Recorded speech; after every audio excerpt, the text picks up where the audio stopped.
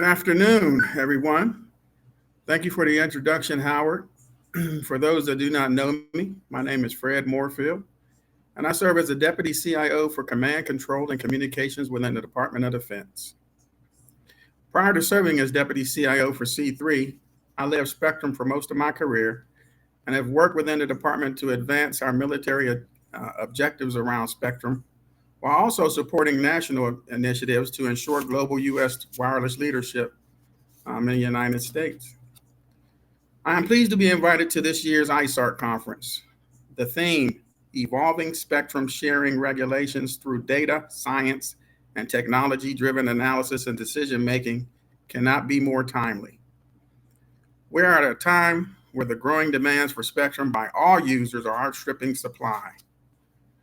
We are at the limits of what current regulation and approaches to spectrum management can achieve. The status quo is unacceptable for the challenges that lie ahead. To continue meeting the insatiable demand for spectrum from all corners of our society, we need to rethink the entire framework with spectrum sharing as the foundation, from my perspective. Data, science, and technology will be the core parts of advancing spectrum sharing. DoD has identified these areas for improving spectrum sharing and other needed innovations. We released a data, cloud, digital modernization, command, control, and communication, and spectrum superiority strategy, which combined are leading to widespread changes in how we operate and build systems within the Department of Defense. We know we cannot do this alone. Participating in forums like ISART is important to the department to hear what innovative technologies and research industry and academic leaders are pursuing so we can understand how they can help our mission. Your work can be key to improving our government capability and tools to increase the spectrum supply through spectrum sharing. Back in 2010, there were many claims of impending doom around spectrum, some dubbing it a spectrum crunch or crisis. However, what we faced back then focused pretty much on the needs of one industry, the commercial wireless industry. Now the importance of spectrum across multiple parts of government and the economy are unquestioned. And the crisis facing the U.S. leadership today in many spectrum-dependent sectors is real. We're in a new spectrum crisis, which will require a whole of government, whole of industry, whole of nation commitment to prepare for a future that must be built on more spectrum sharing. Without it, we will fail to meet our national spectrum priorities.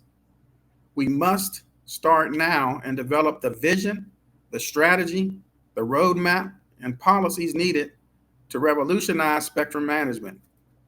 If we are to be successful in developing greater spectrum sharing, our companies need to start making investments now, and the U.S. spectrum framework must be there to support these new uses.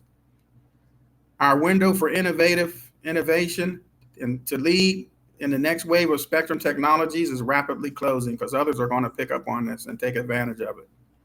We need a strong plan to reform how we do business so we can kick off a new wave of innovation in the U.S. with spectrum sharing at its core.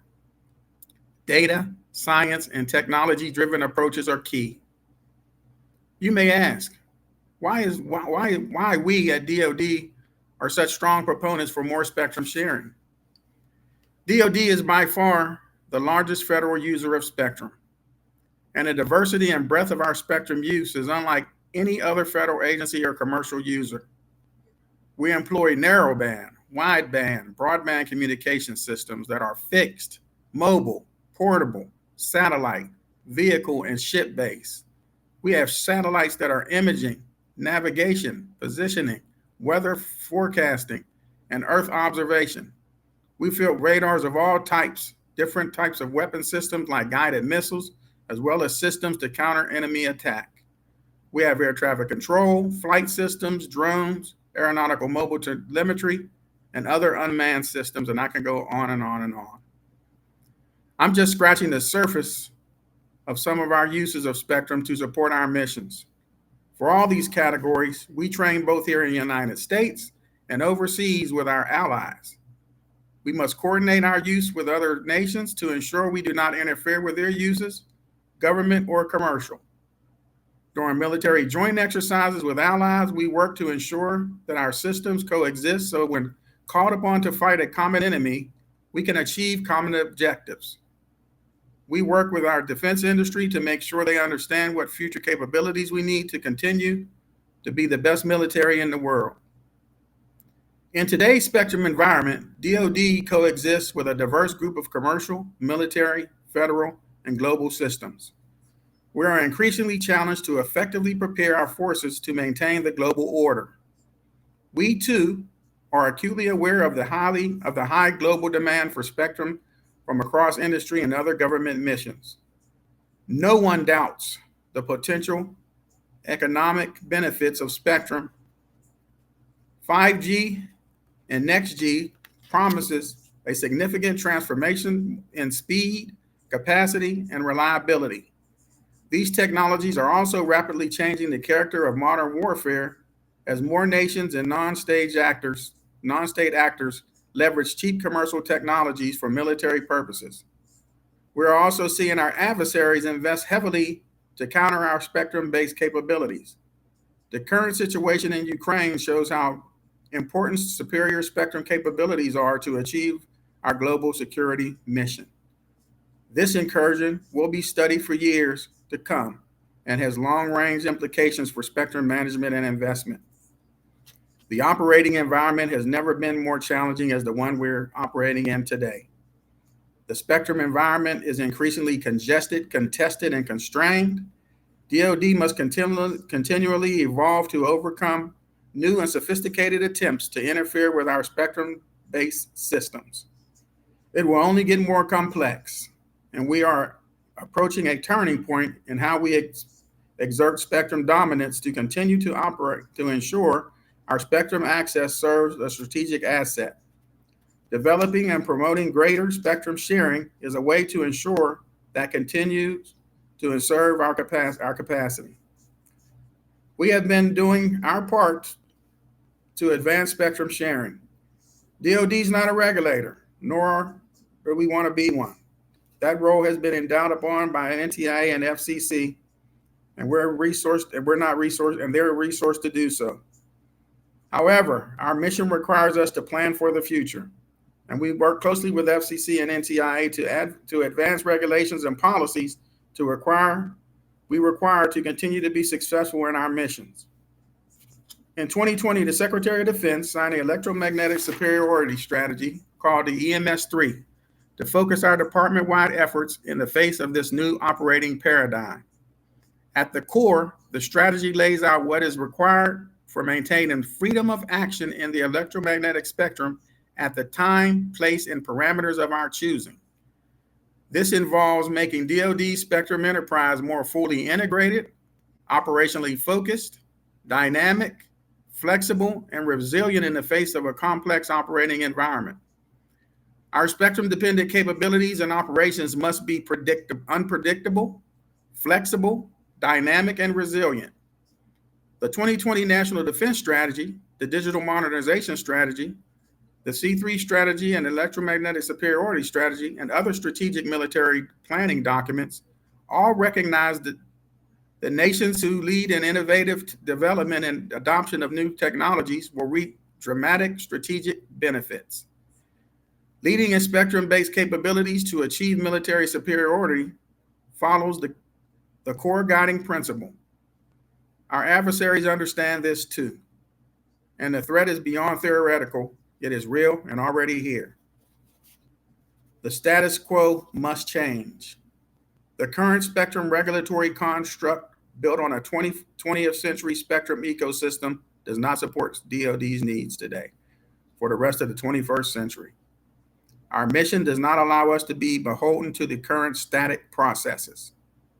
We need policy and regulation processes that are more dynamic, adaptable, and flexible to ensure we can continue to achieve operational superiority and unpredictability. So as we evolve our capabilities, we need the policies and regulatory framework to evolve too. This is why I was excited about the topic for this year's ISART. The type of work you are all presenting speaks to the need for increased sharing and modernized U.S. spectrum regulations. Historically, the U.S. has successfully reconciled competing needs through our regulatory framework. To meet the diverse and growing demands for nearly all spectrum users, we must return to a balance. We must go back to the roots of policy principles that support U.S. technology innovation by reaffirming the long-standing view that spectrum policies must support diverse uses for both federal and non-federal users. To do this, we must change business processes and invite the stakeholder community to contribute. We must improve how we cooperate and collaborate and evolve the regulatory framework to support a more adaptable and dynamic spectrum future. Ultimately, this leads to what must be the front and center for U.S. spectrum policy: a commitment to unleash technology innovation, enabling more spectrum sharing and strengthening our national security. The department has a long history of seeking out policy and technology innovation to improve spectrum sharing. We're on our second other transaction agreement with the National Spectrum Consortium, where we have assembled diverse minds across industry and academia focused on developing new and innovative spectrum sharing technologies. The consortium has 405 current members, 77% of those from non-traditional entities, like not from defense industry. Of the 40% of the 405 members, 225 are small business, 28 are academia, and 23 are nonprofit, along with 129 large companies. This forum has been an important source for DoD to bring in innovation, first to AWS-3 sharing challenges, and now for other bands. My colleague at DoD CIO, Renita Harris, is co-chairing a working group in the consortium called the Partnering to Advance Trust and Holistic Spectrum Solutions, or PATHS.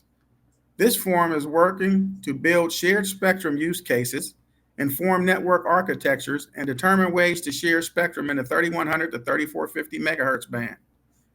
The transparency and partnership that are at the heart of the PATHS effort is critical to a congressionally directed study to share options on sharing options for the entire 3100 to 3450 megahertz band. This effort, which is already well underway with the participation of FCC and NTIA and the PATHS and the Executive Steering Group, support plans for an FCC auction as required by the Infrastructure Investment and Jobs Act. We're also conducting a 5G pilot at Hill Air Force Base, where we are studying dynamic spectrum sharing solutions between radar and 5G systems operating in the band.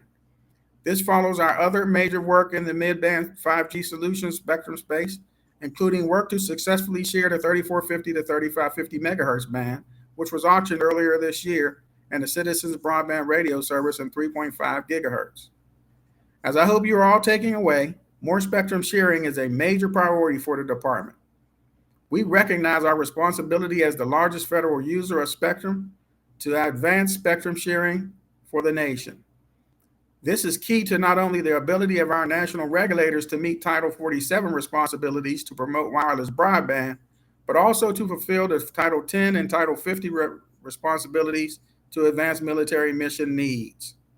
I should also emphasize that these spectrum challenges are not just between military and commercial wireless. There is a wide range of sectors that depend on access to the spectrum, including utilities, telemetry, new mega satellite constellations, drones and autonomous vehicle makers, commercial space launches, and more. There are many communities of interest that need spectrum beyond 5G wireless network operators. Dynamic spectrum sharing could support all of these users from our perspective. I want to leave you with some additional thoughts on where DoD believes we need to focus our efforts to increase innovation and develop more flexible and adaptive forms of sharing. Number one, infrastructure and tools. The entire spectrum management information infrastructure must be modernized. Our current systems cannot keep pace with the speed of technology changes. Our modeling and simulation tools are not able to effectively assess the impacts of new technology into an already complex environment. Dynamic spectrum sharing systems will not only support operations today, but also ultimately support autonomous spectrum operations that will be enabled by software-defined capabilities, artificial intelligence, cloud computing, and sophisticated decision support systems. For these systems to work, we will need better spectrum management tools and data. Number 2, policies, regulations, and laws.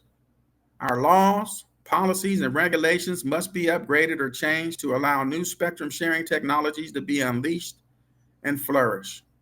Companies and agencies need spectrum predictability to be able to invest now in spectrum sharing technologies as an industry. Sending a signal that more spectrum sharing is the new normal will allow all to flourish and plan for the future. Technology evolving faster than the law is not a reason for inaction. We must continually improve the Code of Federal Regulations, the NTIA Red Book, and other supporting documents to enable fully integrated operations and increase sharing. At the same time, we need to keep what works and retire the rest. Number 3, trust and transparency. Building trust and transparency into the U.S. spectrum framework is paramount. Lack of trust and transparency has stalled the spectrum community too long and must be repaired. Building trust and transparency requires a mindset and culture change. Culture change is hard, but we must recognize that in spectrum, we all need to work together. Recent public policy fights have received big headlines. However, the quiet but steady work of the consortium paths and other spectrum decisions shows how much we can do when we all collaborate and cooperate and work together. Number 4, next generation spectrum experts. And finally, the U.S. needs to continue developing greater spectrum expertise here in the United States. Both the commercial sector and the federal agencies rely on a highly educated, skilled, and experienced workforce to manage spectrum, build new and innovative spectrum technologies, and launch new spectrum-based services. The nation has fostered homegrown talent to compete both in the 21st century economy and ensure government excellence. This could include bolstering RF engineering in our universities or overhauling the spectrum management career field and associated training. In conclusion, spectrum is deeply embedded in everything we do. Increasing spectrum sharing that serves all our society's diverse and important needs represents a huge undertaking. However, the benefits to our nation, our national security, our economy, and American quality of life make these investments a no-brainer. We must work together to propel American strength throughout this world. Again, I appreciate you inviting me today, and I look forward to working together and hearing more about your research. Thank you very much.